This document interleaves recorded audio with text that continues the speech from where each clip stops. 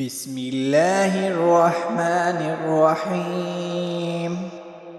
يا بني إسرائيل اذكروا نعمتي التي أنعمت عليكم وأني فضلتكم على العالمين. واتقوا يوما لا تجزي نفس عن نفس شيئا ولا يقبل منها شفاعة ولا يؤخذ منها عدل ولا هم ينصرون. وإذ نجيناكم من آل فرعون يسومونكم سوء العذاب يذبحون أبناءكم ويستحيون نساءكم وفي ذلكم بلاء من ربكم عظيم. وإذ فرقنا بكم البحر فأنجيناكم وأغرقنا آل فرعون وأنتم تنظرون.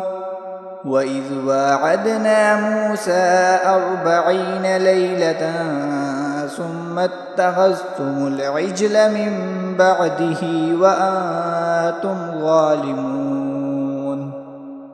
ثم عفونا عنكم من بعد ذلك لعلكم تشكرون.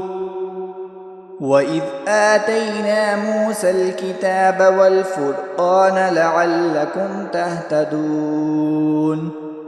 وإذ قال موسى لقومه يا قوم إنكم ظلمتم أنفسكم باتخاذكم العجل فتوبوا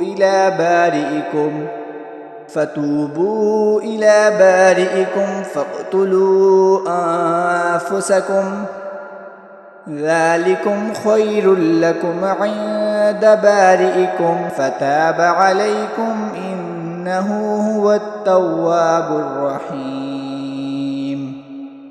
وإذ قلتم يا موسى لن نؤمن لك حتى نرى الله جهرة فأخذتهم الصاعقة وأنتم تنظرون. ثم بعثناكم من بعد موتكم لعلكم تشكرون.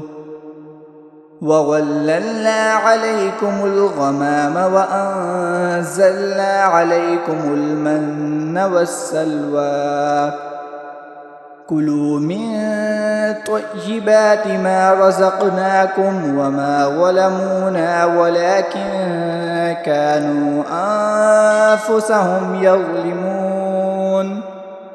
وإذ قلنا ادخلوا هذه القرية فكلوا منها حيث شئتم رغدا وادخلوا الباب سجدا وقولوا حطة نغفر لكم خطاياكم وسنزيد المحسنين.